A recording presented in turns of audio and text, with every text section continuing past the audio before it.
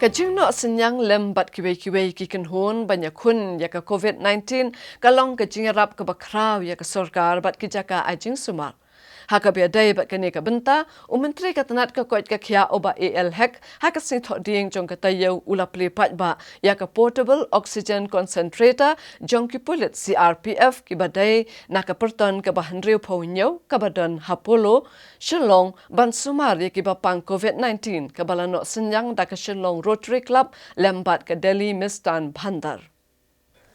Yakane ka portable oxygen concentrator la aiso bhada ka Shillong Rotary Club lambat ka Delhi Mistan Bhander sha ka hospital jong ka perton ka Bhander phonyo jong ka CRPF ka badon Hapolo bakan la ban pendap ya ka jingdon kam oxygen haba sumare ki nongpang COVID-19.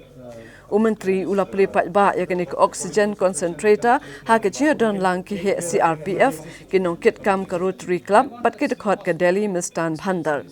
Habakran ha ke lang menteri ula banjur dia ke jingdon kam ban pen kre ya barok ki tiar ajing sumar ban la ya khun ya kini ka klam ka balen shop ting ha ke jella. Ula airu ke jingero ya ka Rotary Club bat ya ki CRPF bakin nang la ban ai ke jing sakri ka babha. But they are ready also to create another Corona Care Center here, which will be working with the health department together to serve the people. So this is very, very important.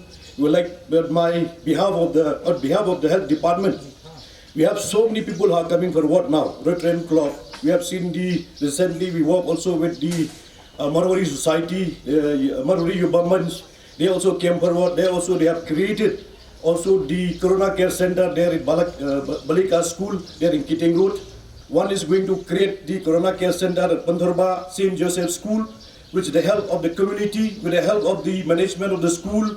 We are going to create very soon and also give the facility to facilitate the people, those people who don't have a proper house, a proper space to stay at home. They don't have a proper toilet, they don't have a proper place to accommodate them at home. So these people will be creating this place for them.